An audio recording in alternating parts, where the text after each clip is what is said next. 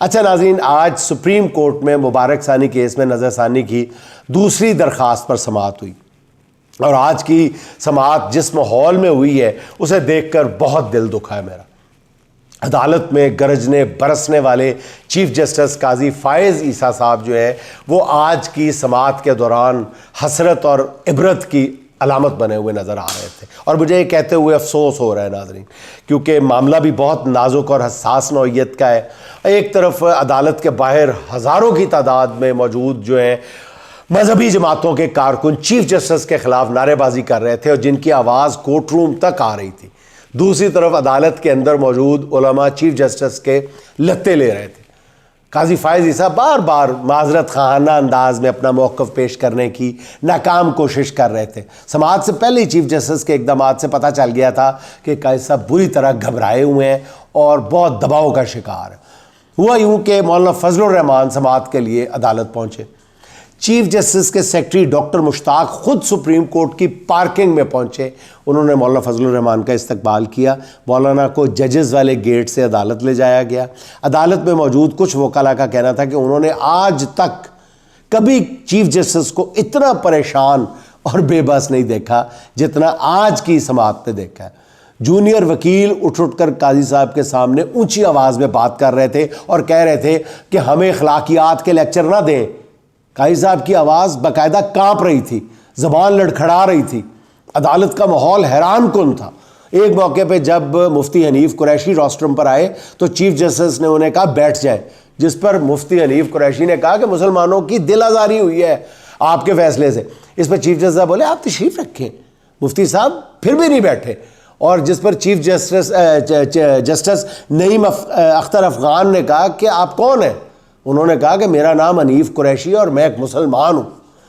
اس پر chief justice ادھر ادھر دیکھنے لگ گئے اور مفتی صاحب اپنی بات پوری کیے بغیر روسٹرم سے ہٹے نہیں، اور اس وقت حالت یہ تھی کہ کورٹ کا سٹاف بھی مفتی صاحب کو ہٹاتے ہوئے ڈر رہا تھا۔ ہر طرف سے بے بس چیف جسٹس قاضی فائز عیسیٰ صاحب نے مولانا فضل الرحمان صاحب کو بلایا کہ انہیں سمجھائے۔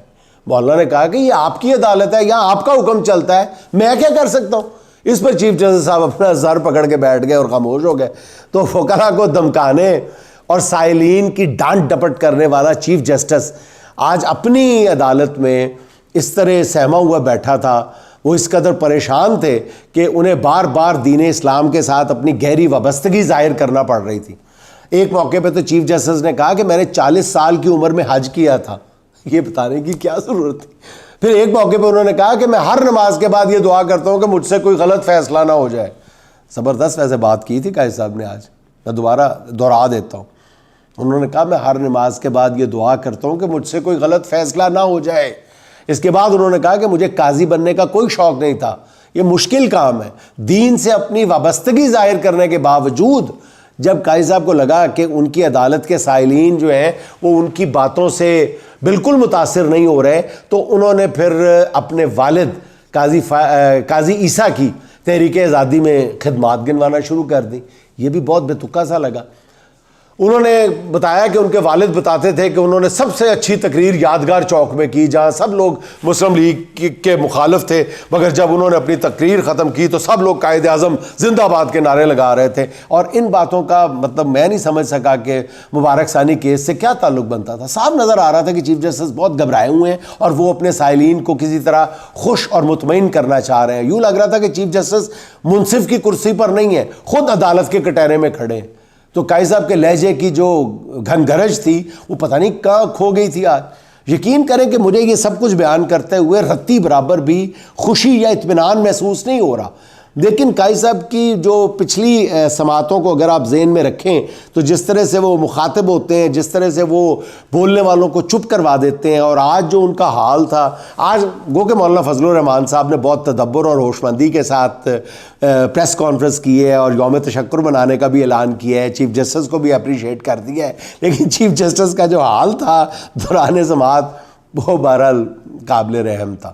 اور ناظرین آخر میں کچھ بات ہو جائے پاکستانی معیشت کی۔ معیشت کی حال اور معیشت کی خبر دیتے ہوئے ذہن دوسری طرف چلا جاتا ہے۔ عمران خان کو پکڑ لو، فلاں کو چھاپے مارو، دفعہ 144 لگا لو، یہ کر لو وہ کر لو، توشہ خانہ موشہ خانہ، خدا کا نام لیں، معیشت کی خبر لیں۔ حضور والا تمام حکمرانوں سے میں ہاتھ جوڑ کے اپیل کرتا ہوں، ایک نظر معیشت پہ ڈالیں۔ آج آپ کے لیے تازہ ترین بدخبری یہ ہے، منحوس خبر۔ کس طرح جسٹیفائی کریں گے آپ؟ آئی ایم ایف سے $7 ارب قرض کا اصول جو ہے وہ فی الحال کھٹائی میں پڑ گیا ہے، اور پتہ نہیں کب تک کھٹائی میں پڑا رہے گا۔ آئی ایم ایف کے 30 اگست کو ہونے والے اجلاس کے ایجنڈے میں پاکستان کے قرض شیڈول کا معاملہ اب موجود نہیں ہے، یعنی اب پاکستان کے قرض کا معاملہ مزید 6 ہفتے تک آئی ایم ایف کے سامنے نہیں آئے گا، اور اس کی بڑی وجہ دوست ممالک سے قرض کی ادائیگی میں توسیع نہ ملنا ہے۔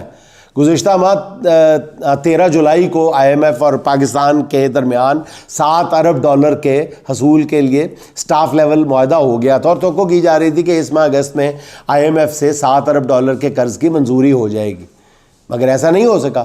تو پاکستان نے رواں مالی سال کے دوران $46 ارب 40 کروڑ سے زائد قرض واپس کرنا ہے، اور آئی ایم ایف نے قرض کے لیے شرط رکھی تھی کہ پاکستان چین اور سعودی عرب کے $12 ارب سے زائد قرض جو ہے اس کی واپسی میں پہلے توسیع کرا کے آئے، مگر سعودی عرب نے $5 ارب کے قرضوں کی واپسی میں کوئی توسیع دینے سے انکار کر دیا۔ ٹڑاؤں چھٹی۔ یہی معاملہ چین کا بھی ہوا، جسے حکومت پاکستان سے کئی شکایات ہیں، اور اس کی وجہ سے چین نے اپنا $7 ارب 90 کروڑ کا قرضہ جو ہے وہ ری شیڈیول کرنے سے چٹا جواب دے دیا۔ اس حوالے سے وزارت خزانہ اور خارجہ کے تمام تر جو منت ترلے تھے، سماجت تھی، منت، وہ سب کچھ کوئی بھی کام نہیں ہے، اور وزیر خزانہ صاحب جو ہیں وہ اب کہہ رہے ہیں کہ ستمبر میں آئی ایم ایف کا قرض منظور ہو جائے گا، کیونکہ 3 دوست ممالک نے اپنا قرضہ جو ہے وہ رول اوور کرنے پہ آمادگی ظاہر کر دی ہے۔ یعنی عجیب بات کر رہے ہیں، میری تو سمجھ سے یہ بالا تر ہے، جبکہ آزاد ذرائع کا یہ کہنا ہے کہ آئی ایم ایف نے ستمبر میں پاکستان کے لیے قرض منظوری کی کوئی تاریخ نہیں دی ابھی تک۔ تو اس معاملے کی اصل کہانی بھی ہے جو یہی ہے جو میں نے آپ کی خدمت میں عرض کی ہے، جو اصل کہانی بھی ہے اور تشویشناک بھی ہے، کہ $7 ارب کا قرض دینے کے لیے آئی ایم ایف نے چند شرائط رکھی تھیں، جن میں سے ایک شرط وہی تھی جو چین نے بھی رکھی، یعنی جو حکمرانوں کی چڑ بھی ہے، چھیڑ بھی بن گئی ہے، کیا؟ سیاسی استحکام۔ دوسری شرط آئی ایم ایف نے یہ رکھی کہ تمام بڑی سیاسی جماعتیں آئی ایم ایف کے لون پیکج پہ آن بورڈ ہوں۔ کر لو گال۔ اس ضمن میں جنوری میں میرا خیال آئی ایم ایف کی ٹیم نے نون لیگ اور پیپلز پارٹی کی قیادت سے ملاقاتیں کی تھیں یا جنوری میں، اور انہوں نے اپنی غیر مشروط حمایت کا یقین دلایا تھا۔ پھر آئی ایم ایف کی ٹیم عمران خان سے جیل میں ملنے گئی تھی، یاد ہے نا آپ کو، جس میں خان صاحب نے واضح کر دیا تھا کہ اگر شفاف الیکشن نہ ہوئے تو سیاسی استحکام نہیں آ سکتا۔ اب 7 ماہ کے بعد آئی ایم ایف والے عمران خان کے قول کی خود تصدیق کر رہے ہیں۔ تیسری شرط یہ تھی کہ دوست ممالک بشمول چین، سعودیہ اور امارات والے گارنٹی دیں کہ وہ اپنا قرض ری شیڈیول کریں گے، اور حکومت یہ توقع لگائے بیٹھی تھی کہ پوری قوم کو بھی خواب دکھائے جا رہے ہیں، یہ تینوں ملک جو ہے پاکستان میں $100 ارب سے زیادہ کی سرمایہ کاری کریں گے۔ سرمایہ کاری تو کجا، وہ پہلے سے دیا ہوا قرض بھی ری شیڈیول کرنے کو تیار نہیں ہے۔ $100 ارب کی سرمایہ کاری بڑے چلے سی۔ اس طرح حکومت مطلب آئی ایم ایف کی کوئی شرط بھی پوری نہیں کر سکی۔ تو یورپ میں موسم تبدیل ہونا شروع ہو گیا۔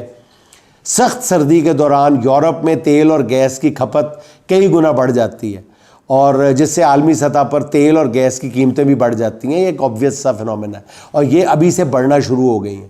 اور توانائی کے جو ماہرین ہیں وہ یہ کہتے ہیں کہ پاکستان کو آئی ایم ایف کا قرض نہ ملا تو درآمدی کوئلے اور مہنگے فرنس آئل پر چلنے والے پاکستانی جو پاور پلانٹس ہیں ان کو چلانا ناممکن ہو جائے گا، جس سے سردیوں میں بجلی کی لوڈ شیڈنگ جو ہے وہ 18 گھنٹے تک جا سکتی ہے۔